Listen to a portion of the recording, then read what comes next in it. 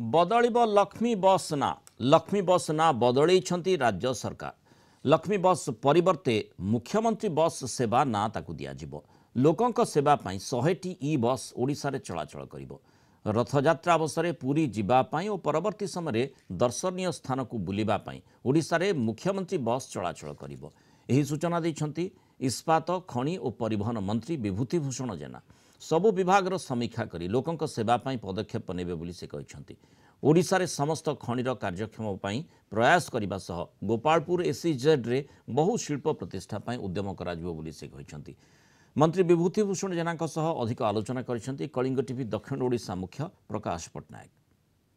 ओडिशा रे एबे नूतन सरकार 24 वर्षर बीजेडी सरकार परे बीजेपी निजस्व शक्ति बल रे सरकार गठन करिछि। ओडिशा रे मुख्यमंत्री मोहन चरण माझींकर मंत्रिमंडल रे स्थान पाइछंती अनेक नूतन विधायक। आउ सेही क्रम रे अछंती गोपालपुर विधायक विभूतिभूषण जेना। आज तांको सह मन खोली कथा हबा। सर नमस्कार। आपण गोटे बहुत गुरुत्वपूर्ण विभाग मिली कैबिनेट पाह्या ता सहित स्टील माइंस एंड ट्रांसपोर्ट जो ये तीनोटी गुरुत्वपूर्ण विभाग दायित्व आपण मुंडाई आगु कौन चैलेंज रहिबो? मते दायित्व मिली मोर दायित्व बोधता को लेकिन कौन सी विभाग गुरुत्वता कौन सी विभाग बड़ नहीं जेको विभाग गुरुत्वर सहित अनुपालन करने मत दि जाए निश्चित भाव संपादन करी मत जो पार्टी भरोसा कर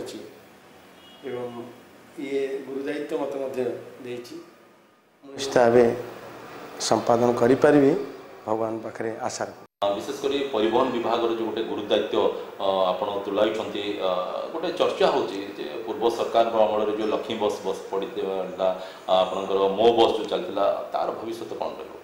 आमे जनसाधारण को बस सेवा दबा आम सरकार निर्भर प्रतिश्रुति समस्त को बस सेवा मिल। प्रश्न होची आखि माने उद्देश्य को आखि आगे रखी जोठी लॉस रे चलेबा पाई आउ आमर स्वप्न को साकार करने एभलिया निष्पत्ति नि भूल ना। ये TR1 रे लक्ष्मी बस कथा कहते पंचायत ब्लॉक हेडक्वार्टर गढ़ पंचायत हेडक्वार्टर गढ़ा एवं पंचायत हेडक्वार्टर आसवा लोकंर लक्ष्य नुह लक्ष्य स्थल होची दैनंदिन जीवन रे काम होची निकटस्थ टाउन रे निकटस्थ सहर रे एवं जोठी लोक जिबे सेठी ही बस पड़ी आवश्यक। एबे एबे आम सरकार से चिंता ही करुच्छा रे बस आवश्यक लोक आज पाखापाखि बहुत बस आवश्यक अच्छी आज बस डेनसीटी आम ओडिशा आवश्यक माने कर तो से कारण आम बस जो आवश्यक से एवं सब बड़ कथा होची जे बस सब एवं रथयात्रा मुख्यमंत्री बस सेवा मिल सब ब्लॉक रु रथयात्रा जी सब महाप्रभु दर्शन निमंते एवं आमे दर्शनीय स्थान भारत वर्षर जे दर्शनीय स्थान को मुख्यमंत्री बस सेवा गढ़। हाँ नहीं आमर जो आम बस आसूची नुआ बस आसूची एबे इलेक्ट्रिक बस 100 बस आसीबो। इलेक्ट्रिक बस एबे जो आमर संकल्प पत्र में पारित होईची आमे लोक कहिथिलु जे जो ई बसर सेवा दबा जो ग्रीन रेगुलेशन आसूची आमे ताकू पाथेय करिकरी प्रधानमंत्री ई बस सेवा मिलिबो एवं से प्रकार ओडिशा 100 बस बैटरी बस व्यवस्था करुच्ची। एवं सब बड़ कथा देखो आम जो कथा TR1 TR2 जो बस थिला जेते लक्ष्मी बस ना रे चली से बस को आम जमी बदलू एवं संपूर्ण बस ना रहा मुख्यमंत्री बस सेवा साधारण लोकों मुख्यमंत्री बस सेवा ना गले ताकू कष्ट से ग्राहक को से जो लोक को कष्ट हेनी जे का ना से दलमत निर्विशेष समस्ते व्यवहार करें। ओके तो दर्शनीय स्थान जो अभियान के आरंभ हो ये शीघ्र आरंभ आम फाइनाल हो सारी शीघ्र आरंभ हो तार बस डिजाइन बस लोगो ये सब कथा आलोचना सरी।